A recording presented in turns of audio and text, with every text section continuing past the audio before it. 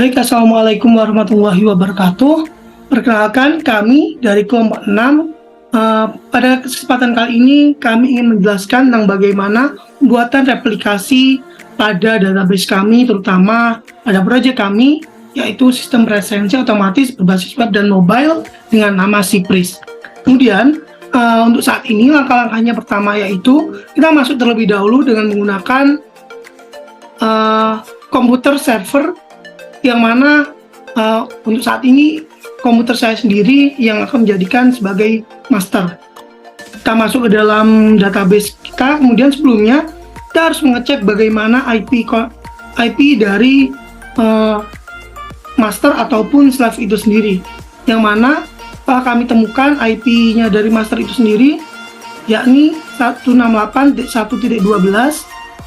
Nah, dengan IP-nya milik si slave sendiri adalah 168.1.9, yang mana kemudian setelah kita masuk ke dalam database, kita harus melakukan sebuah penambahan replication slave, yang mana kita membuat sebuah user baru dengan nama master J, kemudian diinputkan IP yang dilakukan oleh yang ada dengan master slave 192.168 yang dimiliki oleh master slave 1.9, kemudian dimasukkan passwordnya yaitu master U. Kemudian kita lakukan flash privilege, yang mana flash privilege ini akan menghapus semua privilege yang ada sebelumnya. Nah, kemudian kita berikan show master status, yang mana kita akan mengecek log filenya terlebih dahulu. Nah, sebelum kita mengetahui bagaimana master status ini bisa muncul, kita harus menyeting yakni my.ini dari komputer slave dari komputer master terlebih dahulu dengan menggunakan logbin MySQL bin server ID, kemudian InnoDB flash dan sync bin log ini kita setting terlebih dahulu pada MySQL bin pada master terlebih dahulu. Kemudian kita akan dapat menemukan master statusnya, log filenya, kemudian posisinya. Nah, selanjutnya kita harus melakukan koneksi kepada dari slave ke master. Untuk saat ini komunikasi dari replikasi ini masih satu arah, yakni dari master ke slave, masih belum bisa membuat untuk dua arah. Nah, selanjutnya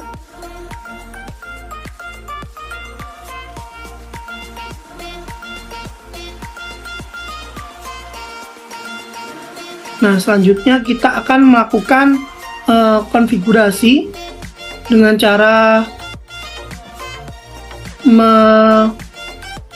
mengkoneksikan terlebih dahulu dengan masternya. Kemudian kita pertama sebelum bisa dikoneksikan, kita juga harus mengatur bagaimana my.ininya milik komputer slave itu sendiri. My.ini kita harus setting MySQL ID-nya sendiri. Di bawah MySQL ini servernya kita harus ganti 2. Kemudian ini kita masuk ke dalam database, terlebih dahulu.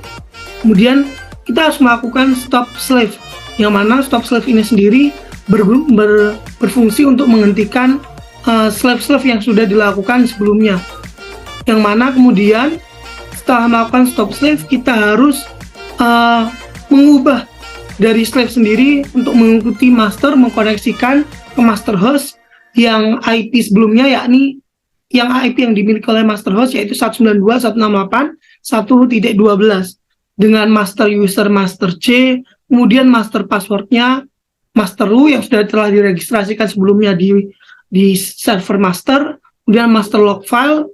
Master log file ini didapat dari show master tadi, show status dengan MySQL bin 0002, kemudian master log position ada di 1932.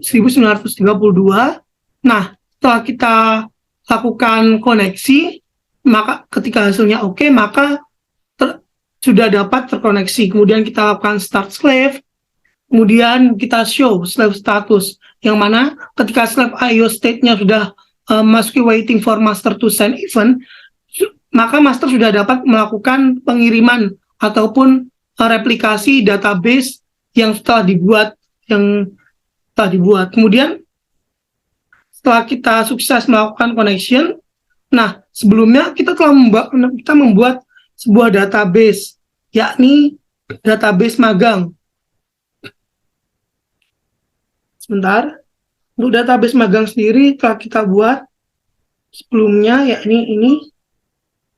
Nah, kita membuat sebuah database magang, create database magang. Ketika oke, kemudian kita masuk ke dalam database magang, use magang, kemudian membuat tabel karyawan, masukkan ID karyawan, nama karyawan. Setelah query oke, kita masukkan data ke karyawan, yakni dengan ID 1 dengan nama Nanang. Nah, select from karyawan di data master sendiri sudah dapat terdeteksi. Untuk selanjutnya, kita akan mengecek bagaimana apakah data ini sudah dapat terdeteksi oleh komputer slave.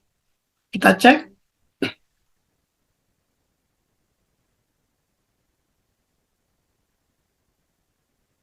Nah, di sini sudah dapat terdeteksi ya, teman-teman. Mulai dari ini, show database dari komputer slave-nya sendiri, ada database magang di sini. Kemudian kita use database magang, kemudian kita lihat nih, apakah data yang tadi sudah terdeteksi, ternyata sudah terdeteksi. Nah, select from karyawan dengan nama Nanang. ID karyawannya 1, kemudian nama karyawannya Nanang. Nah, mungkin itu saja penjelasan dari replikasi kami saat ini, yang mana replikasi ini satu arah dari master ke slave, masih belum bisa dari slave ke master itu sendiri. Yang mana kurang lebihnya mohon maaf. Sekian dari kami. Wassalamualaikum warahmatullahi wabarakatuh.